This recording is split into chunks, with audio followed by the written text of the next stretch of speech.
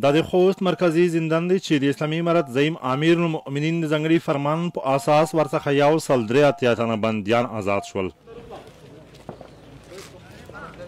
او دغه راز د 208 بندیانو د بند په موده کې کموالی راغلی. په همدې مخه ځانګړو مراسمو کې مسؤلین ویل اوسمهال زندانونو د اصلاح او روزنې مرکزونو بڼه خپله کړي او اسلامي امارت د هیواد د وګړو د ژوند بهتر کولو او سمون په پار هر راز هلې ځلې نه دریغوي او محبوسین د ټولو حقوقو برخمن دي.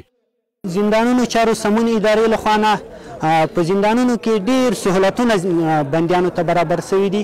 هغو له جملې نه یو څو زه تاسو ته ښیم لکه د دوی د هفتاوي په رابطه سره چې دوی دپاره هفتاوي منظمه وي، د ورزش دپاره جوین استه او دوی دپاره د درس دپاره ترتیبونه برابر شوي دي. د حفظ کلاسونه صنفونه لرو او نور د دیني درسونو او د عصري درسونو دلته مونږ صنفونه او کلاسونه لرو او د حرفوي زده کړو هم داسې مونږ کلاس لرو. فی الحال هم د تخنیکي او مسلکي زده کړو د امریت لخوا نه په برقي هغه کې ورته زده کړې ورکول کېږي. تقریبا 80 تنه بندیان په هغو باندې اوس بوخت دي.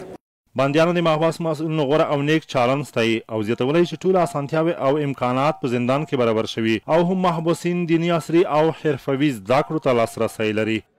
می تکین امکانات د اصول په چوکاټ کې وي می هغه ټول برابر کړي وي که درس شو والیبال شو مثال تمرین شو می دوی نه بده خطره نه لري. داسې سلوک یې سره کړی دی که یوه ورځ سره چې کي ورځ چې سره کي دا هم دی می چې غلط کارونه باید ونه کړي. کومې جرمین دی چې دا میږي روغلي دا میږي انشاءالله الرحمن په آینده کې بیا نه تکراریږي دغه. موږ د امارت څخه نړۍ مننه کوو چې موږ ته داسې فرمان صادر کړه.